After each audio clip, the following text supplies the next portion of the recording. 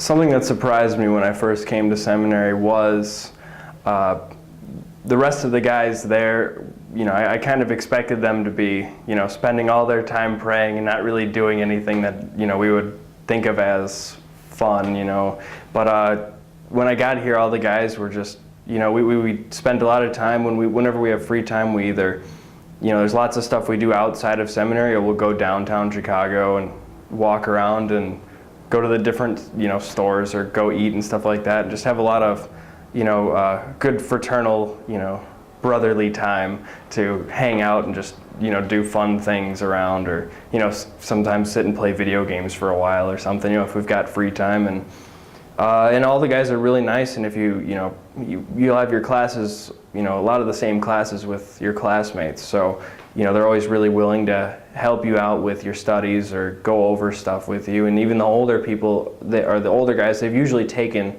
the classes you're taking now, so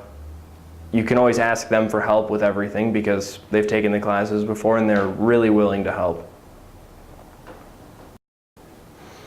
Some advice that I would have for a high schooler possibly thinking about, a call to the religious life would be, first of all and foremost, spend a lot of your time praying, because that's really the only way you're going to be accurately able to, discern a vocation of this sort, or any kind of vocation really. And also look into options by finding people that would be good sources of information on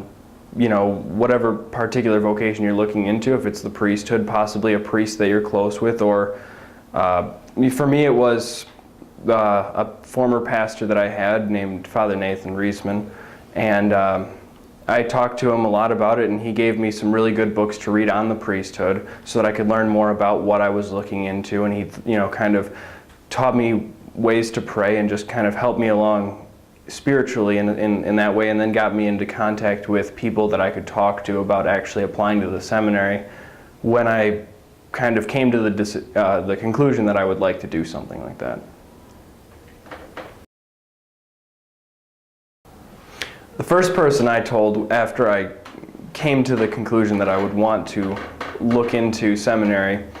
or apply to seminary was my mom. I called her on the phone when I was down at school in Florida, and she was very surprised because I think I would probably the last person anyone would have expected to say that they're looking into the priesthood. Everyone else I told after that didn't even believe me the first time I told them. It took till I was actually going through the process until people were like, "Wow, he's actually doing this," But she was very surprised, but at the same time she was very supportive of my decision, and she has continued to be very supportive of all of the things that I'm working towards. Since coming to seminary, my prayer life has changed quite significantly. A lot of the prayers are the same, the liturgy of the hours, which I prayed before coming to seminary, but since coming to seminary, we pray all of, we pray morning prayer, evening prayer, and night prayer together every day, so it's much more consistent. Before I came, I would pray them on and off, but now we have such a regimented schedule of prayer that it keeps you really consistently praying, and you focus on praying well, and it's very helpful as far as living a good prayerful life and going on with your day-to-day activities is benefited quite a bit by